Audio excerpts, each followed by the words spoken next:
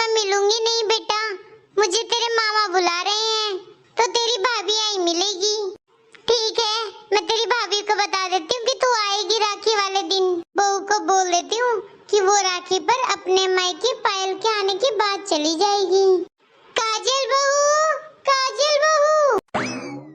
हाँ मम्मी जी।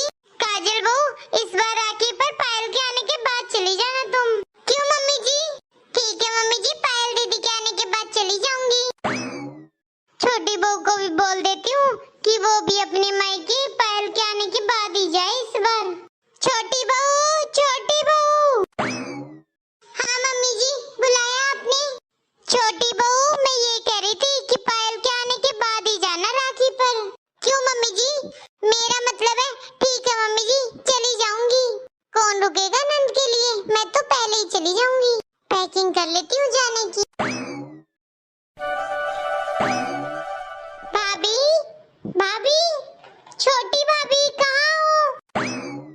अरे नमस्ते दीदी। नमस्ते। आ गई दीदी आप? मैं तो बस आपका इंतजार कर रही थी। आ तो गई, छोटी भाभी दिखाई नहीं दे रही। कहाँ है छोटी भाभी? मम्मी को बोला था कि भाभी को बोल देना कि मेरा इंतजार करे। दीदी वो तो अपने मायके चली गई है। मायके? लेकिन मैंने बोला था मेरा इंतजार करे छोटी भाभी। कोई बात नहीं दीदी, मैं हूँ ना।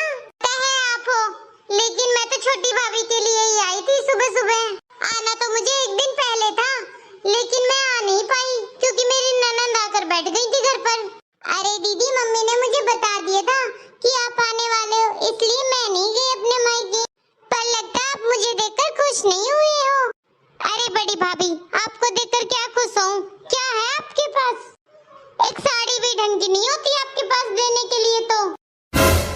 अब बड़े भैया, क्या नौकरी है उनकी? फैक्ट्री में बेचारे 10-15 हजार रुपए कमाते हैं। आप ही बताओ, बड़े भैया की नौकरी कैसी है? 10-15 हजार मुश्किल से कमाते हैं। बस वही 500 रुपए का नोट थमा देंगे। अब आप लोगों का दिया होता ससुराल में भी नहीं दिखा